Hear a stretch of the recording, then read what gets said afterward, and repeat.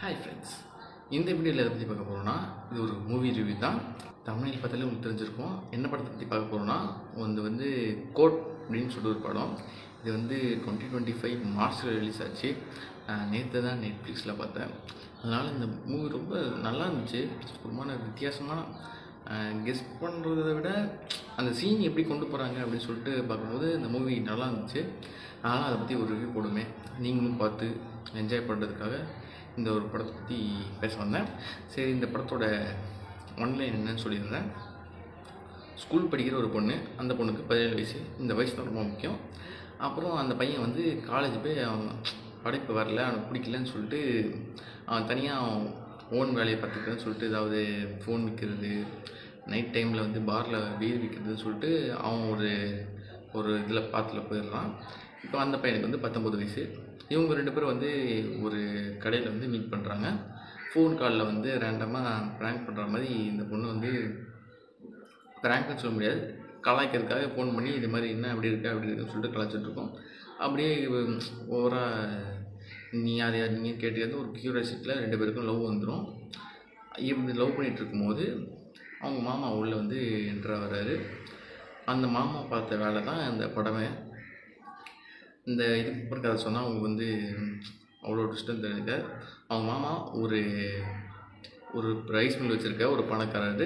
இந்த பையன் ஒரு வாட்ச்மேனோட பையன். இப்போயும் இந்த கதை உங்களுக்கு புரிஞ்சுருக்கும். இதுக்கு மேலே கேட்காதீங்க. இவங்க இப்போ என்னென்ன ஆகுது அப்படின்னு சொல்லிட்டு தான் இந்த கதை. இவங்க லவ் பண்ணிகிட்ருக்காங்க. அப்போ அந்த ட்விஸ்ட்டும் சொல்ல முடியாது. சரி, ஓகே. இப்போ இவங்க லவ் பண்ணிகிட்ருக்காங்க. இவங்களுக்கு இவங்க மாமா தான் பிரச்சனையாக வராது. அதை கண்டுபிடிச்சக்கப்புறம் என்ன ஆகுதுன்னு சொல்லிட்டு கதை சொல்லிட்டேன்னா, இப்போ இவனை ஜெயிலில் போட்டுடுறாங்க. ஸ்டார்டிங் சீனே காட்டுவாங்க. இவனை ஜெயிலில் போட்டுருவாங்க.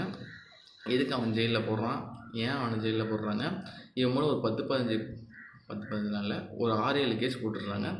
அந்த 6-7 கேஸ் எதுக்கு போட்டாங்க, ஏன் இவ்வளோ இந்த கேஸ்லாம் போட்டிருக்காங்க, அப்படி என்ன தான் பண்ணான் அப்படின்னு சொல்லிட்டு உங்களுக்கு க்யூரியாசிட்டியில் வச்சுருப்பாங்க. ஒரு இதில் உங்களுக்கு தோணும், ரொம்ப அப்படி பண்ணியிருப்பான் அப்படின்னு தோணாது, பண்ணியிருப்பானோ அப்படின்னு சொல்லிட்டு தோணும். இவன் அந்த பொண்ணு ரேப் பண்ணியிருப்பானா மாட்டானான்னு சொல்லிட்டு உங்களுக்கு தோணாமல் இருக்கும். ஆனால் பின்னாடியே இவன் பண்ணியிருப்பானா ஒரு ஆள் இல்லையே அப்படின்னு சொல்லிட்டு தோணும். ரொம்ப குழப்பம் அப்படின்னு தோணும்.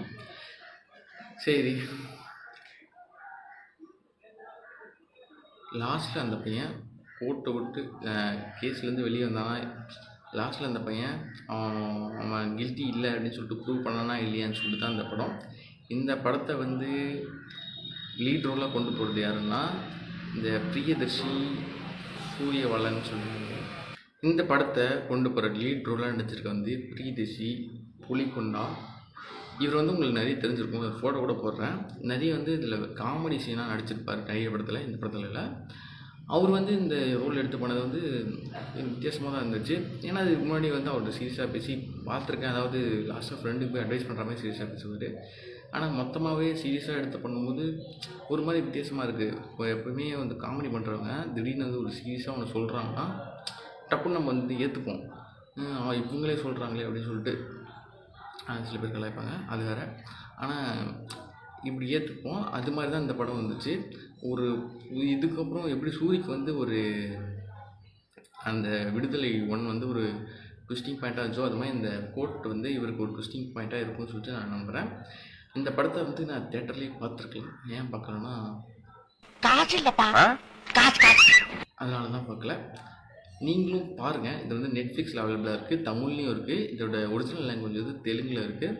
ஆனால் தமிழ்லேயும் இருக்குது, கன்னடா, மலையாளம் சொல்லிட்டு எல்லா லாங்குவேஜ்லையும் இருக்குது. சொல்லிட்டு நெட்ஃப்ளிக்ஸில் பாருங்கள். இந்த கதையை நான் ஃபுல்லாக சொல்லிட்டேன். ஏன்னா இந்த கதையை ஒரு லைனில் சொல்லிடலாம். நான் சொல்லிவிட்டேன், அதில் ட்விஸ்ட் அண்ட் டர்ன்ஸ் எதுவுமே இருக்காது. அதனால தான் ரொம்ப சுற்றிக்கிட்டு இருக்கேன். நீங்கள் போய் நீங்களே பார்த்துருங்க.